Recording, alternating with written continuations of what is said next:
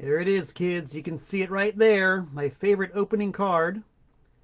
Malcolm Tent, P.O. Box 3626, Newtown, Connecticut, 06470. That, in very clear focus, is me, Malcolm Tent. Guess what? It must be Wednesday. It's got to be Wednesday. It must be Wednesday at 7 p.m. Time for this week's episode of Tent Talks Tunes. Yes, it happens live, baby, live on the dreaded Facebook every Wednesday at 7 p.m. You can set your calendar by it. You can set your watch by it. Ms. Gelman in Tucson, Arizona. Even though it's not 7 p.m. out there, she knows what time it is. The most badass English teacher in the state of Arizona. She can tell time, too. Mazel tov. So yeah, man, check it out. Been a very good mail week for the old fella. Got this, like right off the bat, a fine envelope from my man Luke Walker, who mail ordered some stuff and put this really awesome piece of artwork. I love envelope artwork. I really do. That's a real genuine pen and ink drawing, and that is just so cool. You can't find that on a website. You won't find that on a page anywhere. A real human being with a real pen made that. So Luke Walker, thank you very much. I'm going to get your stuff out ASAP, probably on the next day or two. I don't know if I can decorate an envelope as well as that, but I'll try to figure something out. I've been making postcards a lot lately, like when people write to me and send stuff and I send stuff back. I've been making postcards, and I wish I had some of the postcards with me today. If I'd been thinking, I would have saved them, but I mailed a bunch out today. But I've got all kinds of scraps and bits and bobs and odds and ends and spicks and specks that I make postcards out of, and I've got a great big folder full of vintage postage stamps that I stick on the postcards. So it's a lot of fun. So if you write me at the aforementioned box, P.O. Box 3626, Newtown, Connecticut, 06470, odds are pretty good that you'll get a postcard in return. Pair, think about that. The offer goes for overseas as well. Overseas expensive mail means I got to use up more of these great vintage stamps to send you stuff. What did I get in the mail? Oh man, oh man, oh man. I am rolling my eyes. My eyes are rolled back in ecstasy. My number one dog in Brooklyn, Brian Swirsky, who knows me very well and has known me for a very long time, he sent me a picture of an artifact that he found at his job. This apparently came through, I believe it was from a bunch of stuff found in a house, just a bunch of random garbage laying around in a house that was going to get thrown away. And this got saved by Brian Swirsky and mailed to me. Look at that. Oh my stars and garters. That is a Devo 8-track, still sealed. The seal's kind of raggedy, but it's intact. It's there, and it's happening, baby. I am like sadly deficient in Devo 8-tracks. And so this helps plug a big hole in the collection. Thank you, Brian Swirsky. Provided that the postman doesn't screw up the package I sent him, I mailed him a copy of my solo album. How's that for fair trade? So Brian Swirsky, this, I put it in the mail. And I know the last couple things I tried to send you got lost or destroyed or returned or whatever. Let's hope that your postal carrier has the good sense and fearless taste to actually deliver this album to you in exchange for that wonderful Devo 8-track. Thank you. Here's an interesting package. This guy's been in communication with me on the dreaded Facebook. From the great city of Chicago. A big package of releases. Look at this. There's all kinds of great stuff, man. The Kill Crazies from Little Rock, Arkansas, 1976. The STDs. I'm not going to show you the front, but I'll show you the back. I heard some of this stuff by the STDs, and this is like really good, nasty-ass punk rock. The Kill Crazies. Yeah, man, all kinds of stuff. When I finally get back on the radio show on WNHU in West Haven, which is where I have my radio show, Mr. Tent's Wild Ride, I want to play a bunch of this stuff. Presuming that any of it can be played on the air during the family hour. I'm not sure if any of this stuff really qualifies, but I'm going to try. The Retrovirus label. If nothing else, next time I have to drive down to Charlotte, North Carolina on Antiseen business, the CD player in my 2008 Sub is going to be well stocked with lots of stuff to listen to. So thank you for that. Nice sticker from Murder Punk Records. Wonderful. Never a dull moment around here at TPOS headquarters. We got one more thing in the mail I want to show you guys. This is something I actually paid for, because this is just so cool, it had to be done. If any of you all out there know the all-time classic movie, The Hills Have Eyes, and the character of Ruby, who was the subject of an Antiseen song called Ruby, Ruby, Get Back to the Hills, the actress Janice Blythe, who played Ruby, let's see if I can get this. I don't want to take it out of the envelope, but she's been selling autographed photos lately, and since I'm such a fanboy, I had to get one. The classic pose of Janice with the rattlesnake, and a bonus postcard. How cool is that? I wrote to her and said that I'm Antiseen's bass player, and that I have indeed played Ruby, Ruby, Get Back to the Hills a couple of times, and she sent me the photo and a postcard as well. That's cool. That's customer service. So thank you, Janice Blythe, for that. And thank you, everybody, for enriching me culturally and giving me an excuse to make postcards and send out records and keep the cultural exchange going. It's a nice harkening back to the days of tape trading and CD trading and record trading. It's an art that's still very much alive, and I'm happy to contribute to it. You'll also notice, too, this is a real bellwether moment in Tent Talks Tunes. I did a live fill-in yesterday for the unimpeachable president for life, Jeff Clayton, on the Antiseen page. He does a thing called Break On Through every Tuesday, and was not able to yesterday because of technical difficulties. So I went on and covered for him and did a 1-hour talk about professional wrestling. Ms. Gelman, you might want to tune into the Antiseen page and look up Break On Through.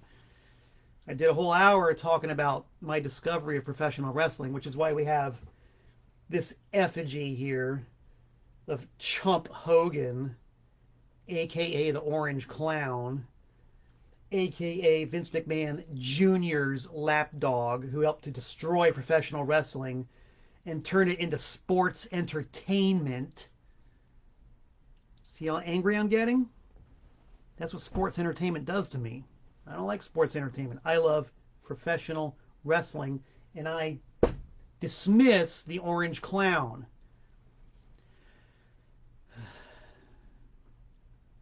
Deep breaths. Deep breaths. Deep breaths.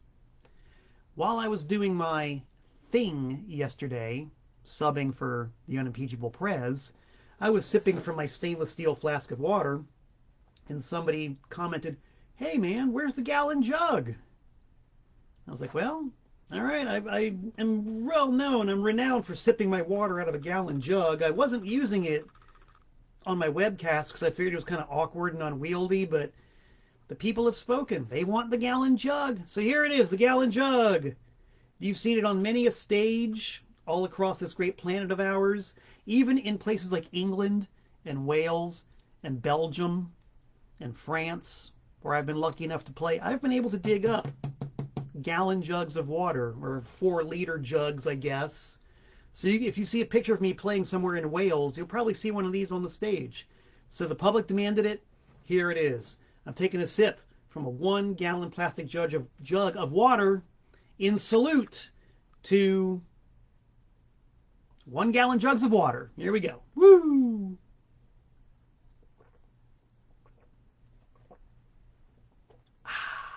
Feels good.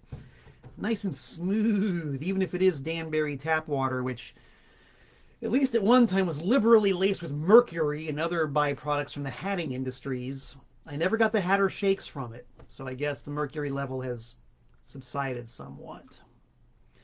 Now today, on Tent Talks Tunes, we got a special event, a special treat for yous. My main man, Larry Man, said, man, why don't you do that pick a letter routine again, where people will post on your page what letter they want you to talk about. I said, Larry Man, you are the man. You are so right about that. Let's do it. Let's pick a letter. So I posted this morning, said, hey, everybody, pick your favorite letter of the alphabet. Whichever letter gets the most posts, by extension gets the most votes, and democracy will be had by me talking about records from my collection corresponding to that letter. And I don't know what it was. Maybe it was something in your local tap water, wherever you are. But the runaway favorite was R. R is today's letter. R. Something like that. Or as my 6th grade teacher, Mr. Nelson, used to say, aura. Aura is today's letter. So I went into my personal collection of albums, LPs if you will, and went through the R section and just grabbed records that caught my eye. And I'm going to talk about them right now. And believe me, this is random. This is about as random as you can possibly hope.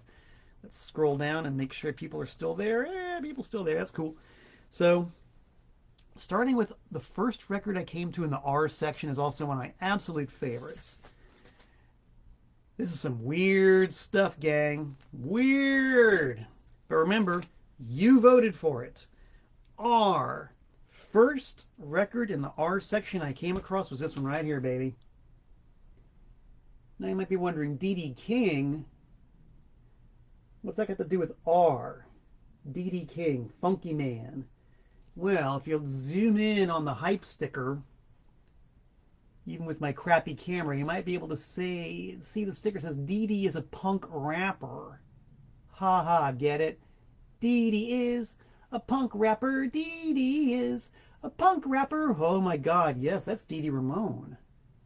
Under his pseudonym of D.D. King, doing a rap 12-inch single. Yes, Dee Ramone, rap 12-inch single. I'm a funky. I can't even do it justice. What you need to do, after I'm off the air, of course, don't interrupt my talk, because I'm too good for you to miss. You don't want to miss me. But when I'm done, look up the video for Funky Man by D.D. King. I guarantee satisfaction. Especially if you're like me and you're a connoisseur of the absurd, maybe even the ridiculous. Funky Man by D.D. King. Look it up. I don't even have words to describe it. This is a cherished part of the Malcolm Tent personal collection, and I am never going to let it go. The irony is that D.D. King did a full-length album later called Standing in the Spotlight, which pretty much got completely dissed and dismissed and ignored because everybody thought it was another one of his, dare I say, god-awful rap records. But the D.D. King album is actually pretty good. It's got some good tunes on it. You know, some stuff that he wouldn't have done in the context of the Ramones. He stretches out his songwriting a little bit. It's not bad. It's not bad at all. It's even got an early version of The Crusher, which the Ramones later covered. So the D.D. King album, not bad. The D.D. King 12-inch single, oh my God. Oh my God. Whew. Let's drink a toast to these guys who dare to do rap 12-inch singles when they really shouldn't.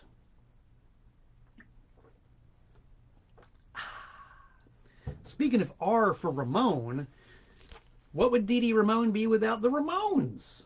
You know what I'm saying? The parent group, the Ramones. And I've got this one treasured album in the personal collection.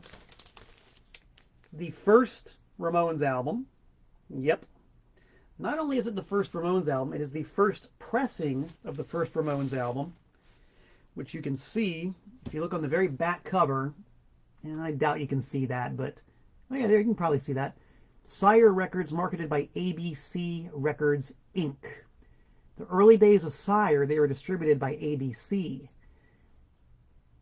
Once punk rock took hold and albums like Rocket to Russia and Road to Ruin and End of the Century were being released on Sire, they were distributed by Warner Brothers Records. The original versions of the first two Ramones albums were distributed by ABC. And I'm pretty sure that the very first pressing of Sheena is a Punk Rocker on 45 was also distributed by ABC before Sire switched over to Warner Brothers. So this is a bona fide original first pressing of the first Ramones album. Not only that, as you can see by the cut corner, it's a promo copy. That means this is actually one of the promo copies of the first Ramones album. It's got the picture sleeve and everything, that was sent out into a musical wasteland, a deserted desert of the retail music scene in 1976. This was sent out, the first and at the time only advanced scout for this thing called punk rock. I doubt it even had a name at this point. Certainly not in the public consciousness. But this was the record that got sent out to radio stations and magazines and newspapers in the sort of forlorn hope that a reviewer would give it a positive review or a DJ would play it. Really didn't happen. But the very few people who did write about it and got it helped create this thing that we know as punk rock. And I'll bet you any amount of money that this one, judging by how worn out it is, and it's got old price tag damage on it, it's been played pretty well. My guess is that this copy of the first Ramones album was sent out as a promo, probably to some newspaper somewhere.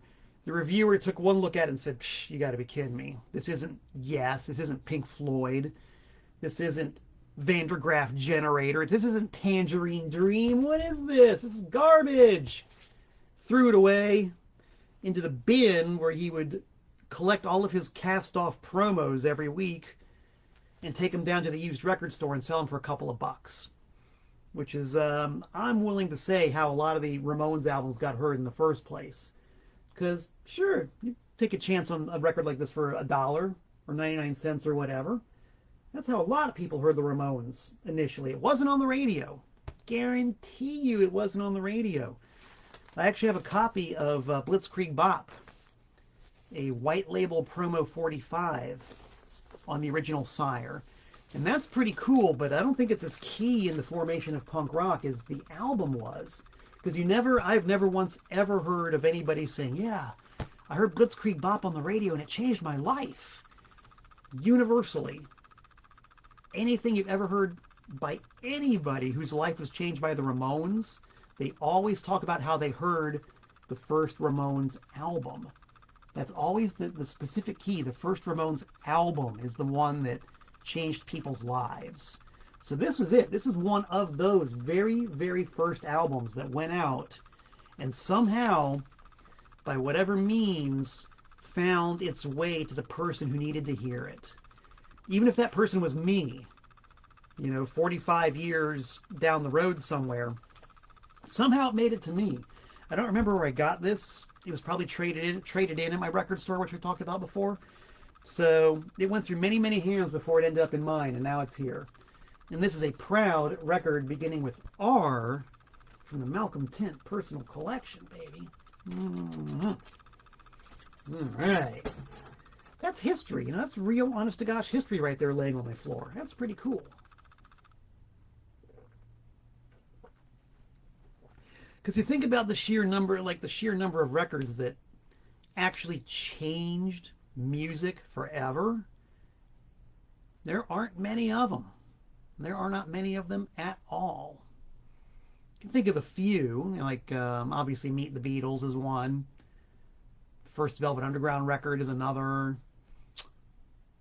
First Ramones album. Not a whole hell of a lot more, really. I'm sure you guys can comment on a couple of genuinely world-changing albums, but there aren't many. And that's an actual copy of one of them. Oh, this is a good one. We're going to go from the sublime to the ridiculous now. This is great. This is another product of New York, because we all know that the Ramones are pure New York through and through. You could take an Apple core thing and take a core sample of any one of the Ramones. It'll come out New York. From top to bottom, stem to stern, port to starboard, all New York. Here's a New York phenomenon that nobody remembers, but that I love. This is a group called Ready to Wear, and it is a tribute to the Guardian Angels. If anybody remembers the Guardian Angels, Curtis Sliwa and his ilk. Yes, this contains the hits Hungry Woman and Guardian Angel. It's pretty bad. It's really bad. Let's see, we got all kinds of great song titles here. Storm in My Heart, Only One Night with You, Hungry Woman, Parasites. And guess what that one's all about. So they actually do cover a lot of territory here. It's not all just songs about the Guardian Angels. It's a couple of songs about Guardian Angels and, I guess, love and romance, really. Oddly enough, pressed in Quebec. It's a Canadian pressing. You know, all the credits on it are New York. Check out the great, look at that great logo there in the corner. Kind of ahead of its time, right?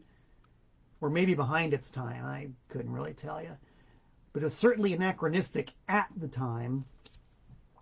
I've only ever seen one copy of this ever. I guess demand for Guardian Angels tribute records weren't that great.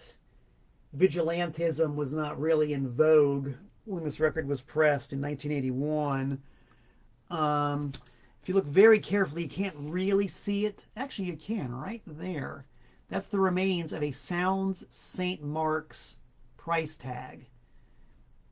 I'm sure that any of you people out there anywhere who's ever looked at a used record, but especially in the Northeast, knows the pink price tag from Sounds St. Mark's. God damn, those things were impossible to get off of an album cover. Those things were the bane of my existence. Sounds St. Mark's was on, oddly enough, St. Mark's Place, East 8th Street in the Village. And they did volume in used records. In fact, Sound St. Mark's is probably where a whole bunch of these promo albums of the first Ramones release ended up. All those New York City magazine reviewers, newspaper reviewers, DJs who didn't want to play or listen to or have anything to do with the first Ramones album took them to Sound St. Mark's most likely and dumped them there for like $0.25 each. And then Sound St. Mark's would put these god-awful, horrible pink price tags. It was like they super glued them on there. I don't know what kind of adhesive they used, but you could not get the things off. Makes sense, right? Because it's New York City, the city of the grifter, the city of the con artist, the flim-flam city, the rip-off city. So if you're just a poor old record store, you got to do something to make sure that somebody doesn't peel off the 99-cent price tag and put it on the $5.99 record, you know? So they came up with these virtually indestructible price tags. They just slapped right on the covers. Oh, man, horrible. I finally found a way to take them off. It can be done. But it's time-consuming, it's messy, and it's a pain in the ass, and it ends up requiring you to breathe lots of noxious solvent fumes. It's terrible.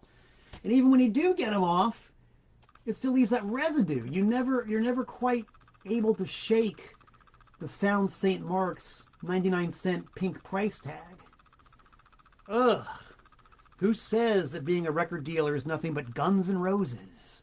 I'm here to tell you right now, gang, sometimes it's pure suffering, agony, and misery. Or SAM for short. You know, SAM, suffering, agony, and misery. It's SAM, baby. SAM. But it's all right. It's okay. Because I'm not punching a clock. I'm here talking to you people about Ready to Wear. Look at that. How would you like to be on the receiving end of that? No, thank you. Well worth paying 99 cents for. I've played this one a lot on my radio show on WNHU in West Haven.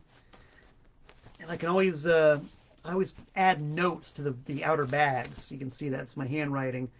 So I note the tracks that are worth playing, and I make little notes about the music itself. This one says the radio hit favorites for me are A1, A2, B1, B2, and B5, and they're all bad, especially B2, which is Mama Nature. All right, Mama Nature by Ready to Wear is particularly bad. You heard it here first. All right, we're getting deep into the R section here. Oh, I love this. Is a great record. This record here, not only is it a record that I really love, but the record itself is historically important because it still has the shrink wrap on it, and it still has the handwriting on it. And anybody who shopped at my record store, Trash American Style, knows that we didn't put obnoxious, impossible to remove pink price tags on our records. We wrote right on the shrink. And so that's my handwriting on the top. It says Robert Rental and the Normal. That's Kathy's handwriting right there, $5.50. And that's my date and price code, which indicates to me, and I remember anyway, because you never forget stuff like this. This was from, maybe not the very first, but one of the very first shipments of records we ever got at Trash American Style when we opened up in 1986. One of the very first. And I got it because the name was intriguing. I'll take the sleeve out. This record cost 50 cents, by the way, from a wholesale cutout distributor.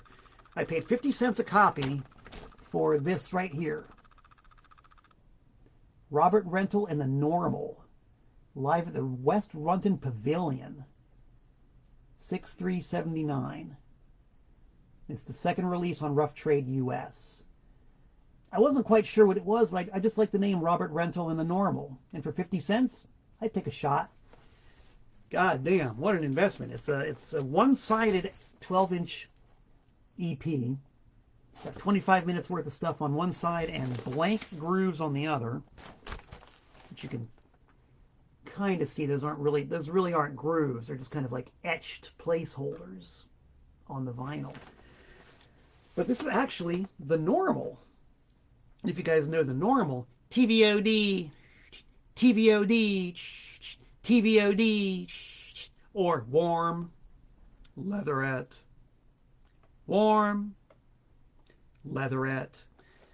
The first and defining classic of new wave minimalist synth music.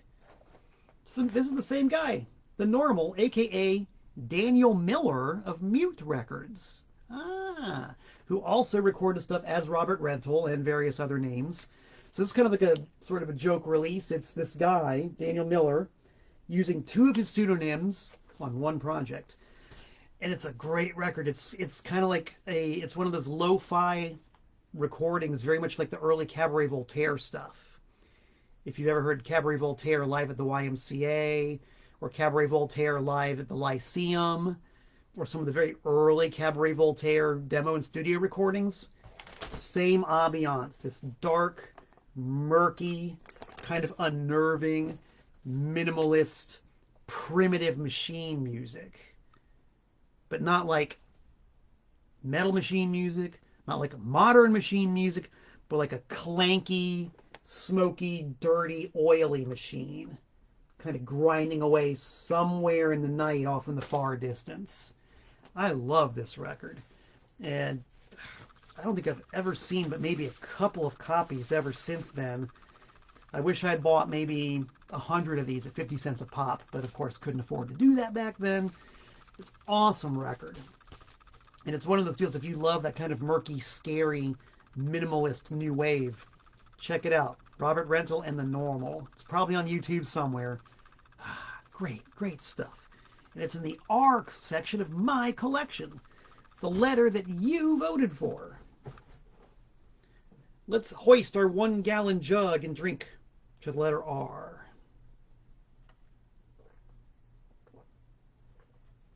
It's very important to stay hydrated. The formula that I use, 1 ounce of water per 1 pound of body weight. And last time I weighed myself, I clocked in at a cool 136. A gallon of water is 128 ounces, so it's almost perfect. So that's why I haul this thing around. It's the most accurate measuring device you could hope for adhering to that formula. Serves me well. Let's take a quick scroll down and see who's in there. Hey, Murray Gelman, thanks for tuning in. Larry Mann, this was your idea. We got it. And we're talking about R's. Now, this is another R record from a very special time and a very special place. I'm pretty sure that on an earlier episode of Tent Talks Tunes, I did a little show and tell of, well, it's kind of similar to the Ramones' first album, the actual WXCI library copy of the first REM album, Murmur. And if you go onto my YouTube channel, you can find the episode. I forget what it's called, but I've got many of my Tent Talks Tunes episodes archived on my YouTube channel, so check it out. But I talked about the actual promo copy of REM Murmur that I got when WXCI liquidated its vinyl library. And it was important because WXCI was a flagship radio, a flagship station of what was then college radio. And REM Murmur was the flagship album of college radio. So to have the actual copy of Murmur as played by that radio station is pretty cool, you know? I mean, because we're talking about the very record that helped to spearhead an entire movement, you know? And I got it. I framed it. It's hanging in my office right now. So this comes from that sort of same time and era, and also just the wonderful era of the promotional 12-inch single. This is REM, Don't Go Back to Rockville. Promotional only 12-inch single. I used to love opening the promo packs that I would get in the mail from the record labels almost every day. First, when I worked at Open Books and Records in North Miami Beach, Florida. And then when I opened up my own record store, Trash American Style in Danbury. The record companies, almost all of them would mail promos almost every day. And the promo 12-inch single was just one of those things that was so cool, especially when it was like this. That cover art you see does not appear anywhere else. It appears only on this promotional 12-inch single.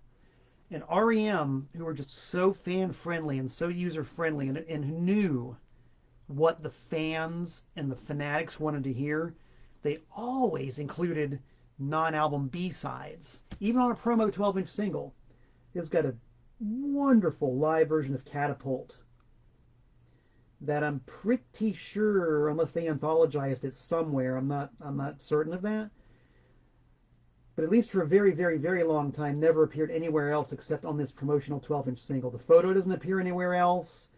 I mean, it's just great. It's just very classy that they would go through the trouble to issue this to radio stations primarily and to retail secondarily to hype their band. They actually gave people something to look at and something to listen to and something that made it special. You know, it wasn't just the hype junk product.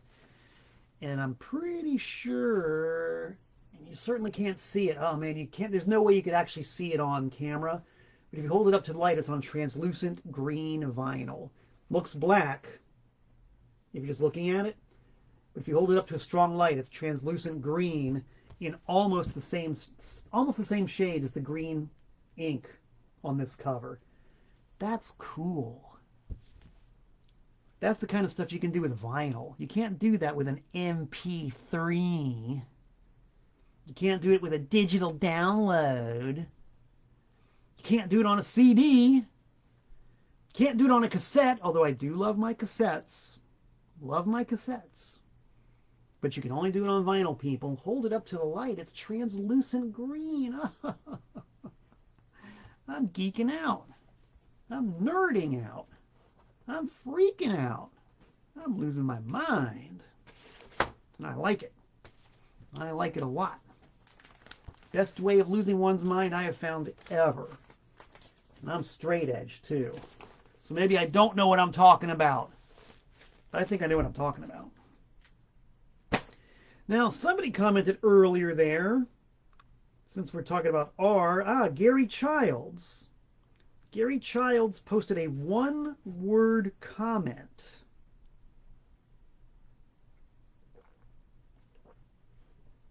One word. What was the word? The word was residence. Yeah, oh boy. You probably knew that was inevitable. Residents. The residents were going to come up at some point. Did you know that I am a resident? I'm a resident. I have the bragging rights. I can say authentically, authoritatively, obnoxiously, I am a resident. This is a true fact. Look up the Residents album called I Am a Resident. Okay? Look it up. Not now, I'm talking.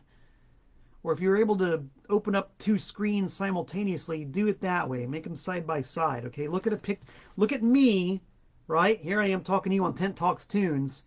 And then on the screen next to it, the Residents, I Am a Resident.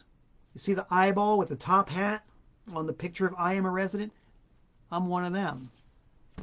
I got the bragging rights. I am on that Residents album.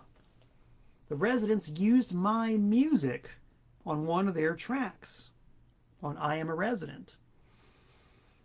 Man, a person can have some pretty proud moments in their life. That's one of my proudest. When I first heard that track play and I heard my stuff as part of the mix, I just about fainted. I was sitting right here staring at that computer screen right there when I heard it. Almost hit my head on the floor. Glad I didn't. But anyway, I'm a resident, and this is the Residents, and this is a really cool version of the Not Available album. Collecting Residents albums on the original Ralph label is a very daunting and extremely fun task. Their graphic sensibility is second to none. The label artwork, the front cover artwork, the back cover artwork, absolute classics of hand-done pen and ink, collage, cut and paste, rub-on letters. Nothing looks like a Residents record. Nothing sounds like a Residents record. Just fantastic stuff. And they were always grinding out really weird variants and strange oddities. And this is kind of a really cool one because this is the very first pressing of Not Available, which has the telltale purple label. The reissues are all on green. They recalled this for some reason. There was a defect in the, supposedly a defect in the mastering. Although I've played this a few times, I've never heard anything wrong with it, so I don't know. But purple label, recalled first pressing of the Residents Not Available. That's a lot of fun. And I found this. The story of how I found this one is one of my favorite stories of all. Getting back to, being, owning my own record store and all that. There used to be this cutout distributor in New Jersey that I ordered records from. And that's where I got the Robert Rental record that I showed you earlier. I'd get this great big thick printed mail order catalog with all these cutouts like remainders, overstocks, deletions, out of print records. And I would order them. They're all cheap, So that's why I used to buy as many of those as I possibly could for my store. Because you find the coolest stuff that way. A friend of mine gave me a tip. He said, if you go to their warehouse in person, they got a lot of stuff that's not in the catalogs. Lots of onesies and twosies. new arrivals, things that don't get listed in the print catalog, and they'll let you go through it. And I said, oh, do tell. So I called them up, and they said, yeah, come on down. Just tell us beforehand. You're welcome. You're welcome to browse. I was like, wow, cool. So picked a day, went down to Jersey, and went to the cutout warehouse. This place was the size of a football field. And I don't think I'm exaggerating very much. This place was huge.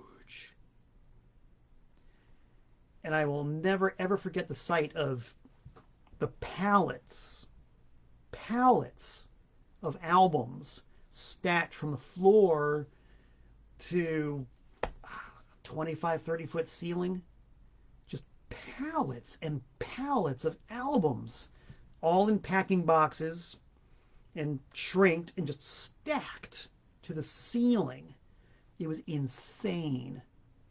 And then they had the cassette room. And when I went down there, CDs really hadn't reached the point where there was so much market saturation that there were cutouts. But there were some CDs, but it was mainly just whatever, 1 million albums in this place, 2 million. It was out of control. Luckily, that wasn't where the action was. The action was in this little fenced-off cage area that they had, which was set up kind of like a record store. It wasn't really a record store, but it was you could browse the stuff. It was actually easy to look through the stuff. They had it on shelves and in bins. And that's where all the onesies and twosies and remainders went. And holy cannoli. To this day, I cannot believe the stuff that I fished out of there. Unbelievable. Gems, diamonds that I fished out of that room of remainders, including that recalled first pressing of The Residents Not Available. It was just a loose album. It wasn't even sealed. It was just a loose album in a bin of onesies somewhere. So I plucked it out. I think they charged me $1 for it. They didn't care. I mean, they weren't catering to collectors or to specific record store needs. This is all just a bunch of leftover stuff in a warehouse full of leftover stuff. Didn't matter to them. They just wanted it out of there, you know? Because even when your warehouse is the size of a football field, it fills up pretty rapidly. So I went down there probably 4 or 5 times over the years. And eventually, of course, word got out. People say, yeah, if you go down there, you can, you know, everybody started going down there and picking. And, you know, pretty soon the place was picked clean. And then in the middle of the 90s, the entire bottom of the vinyl market dropped out. And there weren't any more vinyl cutouts. There just weren't. That's when the CDs started to fill up the warehouse. And that's when I lost interest. But man, for a while, there's some pretty good shite in there. And speaking of cutouts, here's a cutout version of my very favorite Residents album, Residue of the Residents. So there you go, Gary. Not 1, but 2 Residents records talked about right here on Tent Talks Tunes. And I'm gonna slip the commercial in right now because I've gone a full 44 minutes almost without a commercial break. I'm doing a soft release on this right now. It's not officially out, but it is the Mad Brother Ward Malcolm Tent Power Duo cassette release. Told you I love cassettes. Sonic Sauna. This is me and Mad Brother Ward from Antiseen doing 60 minutes of feedback sculpture and soundscapes and noise and distortion, with lots and lots of post-production by me, Malcolm Tent. That guy right there. Cover art by Frank Oblak from Cleveland, Ohio. Pen and ink art. So keep your eye open for this. If you write to me, if you want one now, write to me and I'll hook you up, give you the terms and everything, the cost, the dinero, recuerdo. But this will be coming out soon. I'm very proud of this and very happy with it. Salute to Mad Brother Ward. Okay, back to our program. Here's some cool R rock and roll from Rochester, New York. This is one of those bands that you see an awful lot in the cheap bin. I don't see these guys in the dollar bin a lot. I still do. I don't know why, because they're really effing good. The Rods. The Rods from Rochester, New York. This is, I mean, look at these guys, man. This is just good, no nonsense, heads down, mindless rock and roll. It's kind of like proto metal. It's not really metal, but it's sort of getting there. So this came out in 1970, actually 1982. And their career predates that. Even in 1982, you know, heavy metal is not really a thing. So these guys were definitely proto metal, and they're good. They're really good. I honestly don't know why they never really broke out. Maybe because this label, the album was on Arista. I think all their stuff came out on Arista. And Arista was definitely a second tier label. I mean, yeah, they had Patty, they had Iggy, they had Lou, but they didn't have a clue. They didn't know how to sell anything that wasn't Barry Manilow when you get right down to it. They could sell a lot of Barry Manilow records, and a pretty fair number of Tony Orlando and Dawn records, but they did not know what to do with a group like the Rods. So the Rods just kind of came and went, which is a shame, because they've got, I don't know how many albums, 3, 4, 5. They're all good. And if you look hard enough and you're diligent enough, you'll find them cheap. And if you like that brand of rock and roll, that late 70s, early 80s, sort of verging on metal, the Rods get my recommendation. I make no money off of saying that. I just love the Rods. And I love the record. I like Rochester, too. Rochester's a really cool town.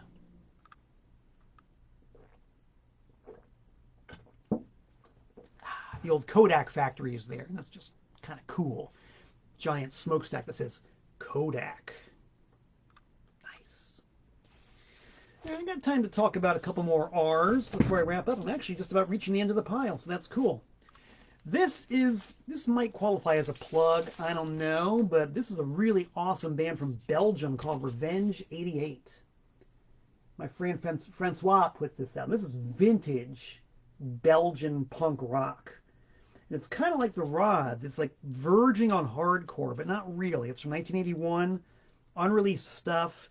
It's just absolutely no frills, kind of lo-fi Belgian punk rock. I mean, goddamn, what more do you need to say? I just really like this. I've given this one a lot of airplay.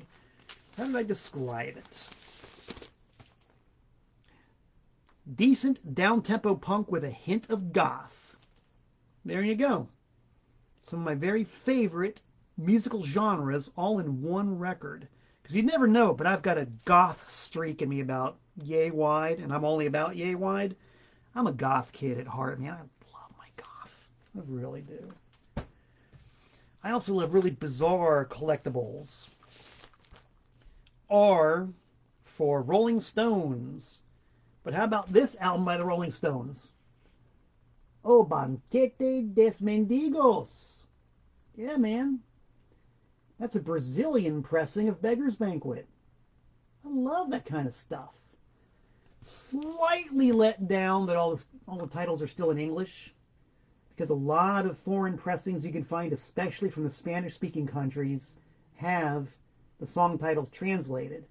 Mexico is great for that. The Mexican pressings typically have all the song titles in Spanish on the back, which is one of the reasons why I love collecting Mexican pressings, because they're really, not only really obscure, really arcane, but they've got stuff like that.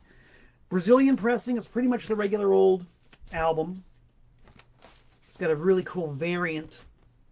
The Brazilian version of the London label is great. Very 1960s graphics. Awesome 60s graphics. Kind of the same deal. The album title's in Spanish, but the song titles are still in English. Whatever. That just looks good. That really looks good. And it's in mono. I didn't even notice that. Wow, look at that. It's mono. Huh. I mean, it's probably worth $2 or $3 million. I'll have to look that one up. Because any kind of Stones or any kind of rock and roll album in mono from that late in the game is bound to be rare. Oh boy, I just kept it because the front cover art, was in Spanish or Portuguese, I should say. But it's mono. Look at that. We discovered that together, gang. I had no idea this was in mono. That's pretty neat. And there is, okay, the liner notes are Spanish. Escrito por Mick Jagger e Keith Richard, producido por Jimmy Miller, grabado no Olympic Studios, Ingenieros de San Eddie and Jean, whatever, and that's the extent of my Portuguese. But look at that, Portuguese liner notes, okay? It just got that much cooler, that much cooler. I'm so glad I came on the air to talk to you guys. I've discovered something today. This rules. That's why I love this, man. I love record collecting. Record collecting is probably about the most fun you can have indoors in broad daylight. I'm all about it. Speaking of Spanish language and foreign languages, whether it's Portuguese or Spanish, I've grown to love Van Halen. I never liked David Lee Roth's solo stuff, but I just love the fact that he recorded his entire first album in Spanish. The English title is Eat 'Em and Weep. The Spanish title is Sonrisa Salvaje, which is Savage Smile. And yeah, there's your Spanish song titles. And he actually sings them in Spanish. That's awesome. I think it's got Spanish lyrics too. Yeah, look at that. No lyrics, but credits. Between my failing eyesight and the bad lighting happening here, I can't really see what it says. But man, he did this in Spanish. The Crazy from the Heat EP was also recorded and released in Spanish by David Lee Roth. Pretty cool. Sonrisa Salvaje. Savage Smile. Next up, this is our next to last record. Our penultimate offering. I might have talked about this before, but you can't talk about our related artists or records without talking about the Ruddles. Yes, the Prefab Four from Rutland. I remember when this came on TV in 1978. I watched it. I think I got about half of it. Like I was able to comprehend about half of it. Like I knew it was funny. It was the Monty Python people, but I didn't get all of it because it was a lot of very adult and very obscure English humor. But now that I'm adult and obscure and pretty proficient in English, I get it now. This is hilarious. This is one of the funniest albums you'll ever hear. Neil Innes from the Bonzo Dog Doodah Band wrote this album, and it's got performers from the Bonzos, from Pato, that's P-A-T-T-O, Pato, one of the #1 unsung bands of all time. So it's got the Bonzos, it's got Pato, it's Neil Innes. It's great. Satire at its absolute best. It's intelligent, it's funny, well written, well played, and they should give me royalties for promoting their product. I swear to God, it's just good. It's really good. Last, not least, perhaps most bizarre, from the Malcolm Tent Library. This is a hell of a story, man. This falls under the category of can't make it up. You cannot make it up. I first found a record by this guy on 45. I should have grabbed the 45. But it's basically a picture of this dude, kind of similar to what I'm about to show you, kind of. This dude in an ill-fitting leather suit with a big greasy pompadour, riding a motorcycle alongside a bus. Okay, and the picture is taken from this perspective. Like you're in the car, you see the bus, and you see this guy in the leather suit and the greasy pomp coming toward you. And it was labeled Ruvan, the world's greatest singer. Obviously, I had to pay the $1 for it. Listened to it, didn't really catch me that much. He wasn't the world's greatest. He wasn't the world's worst. Whatever.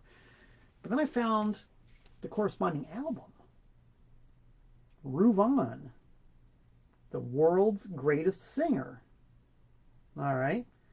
And what do you know? On the back, as if there could have been any doubt that it was the same guy. There he is on the motorcycle, right there. It's kind of like a recurring theme with this dude. And of course, there's the ill-fitting leather suit. All right. Something's up here. Something's going on with this guy. He's got a full-length album, too. And he's still the world's greatest singer? What could this possibly mean? And he's doing all these standards, like Somewhere in the Shadow of Your Smile and What Now, My Love, and, if ever I would leave you. It's just basically, it's pop, it's pop. And, I'm not a pop guy. This is like old people's music. But what I noticed is that his vocal delivery was really over the top, like really over the top. That's the only way I can describe it. Really over the top. So that kind of made me sort of curious.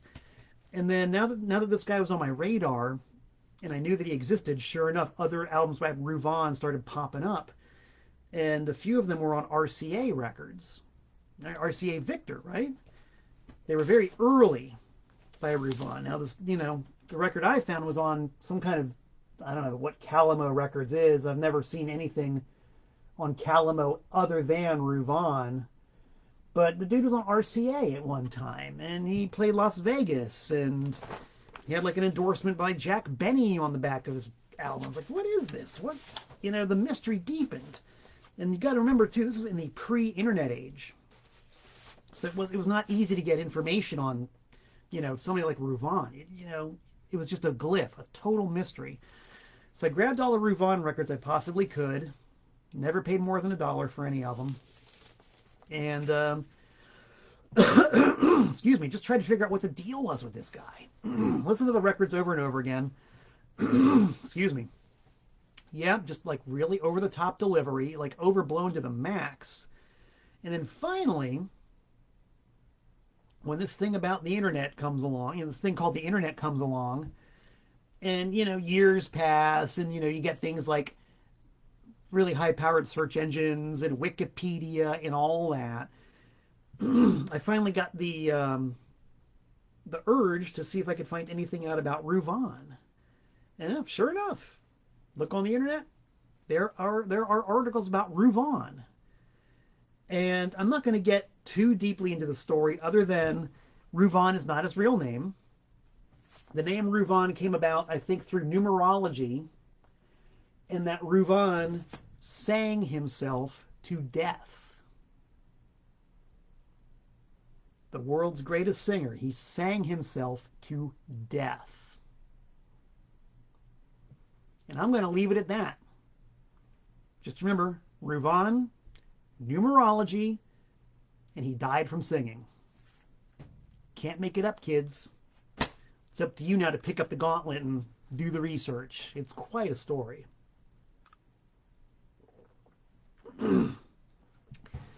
So yeah, gang, that pretty much wraps up the letter R from the Malcolm Tent Personal Collection. I want to thank you guys for being with me for the last hour-ish.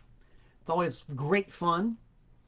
Love spending my Wednesdays with all of you people out there. It's cool. Nice to know you're there. As always, I invite you to subscribe to my YouTube channel. Look up my record label, my store, TPOS, on Discogs and eBay. It's how I make my living. I sell records. That's all I can do. My only other skill is bagging groceries, and I figure I'd rather bag my groceries than somebody else's. So check me out. My stuff is good. The Mad Brother Ward Malcolm Tent Power Duo is on deck for release. So all you noise mongers out there and Antiseen fans, keep an eye on that. Hope to have it on the marketplace sooner than later.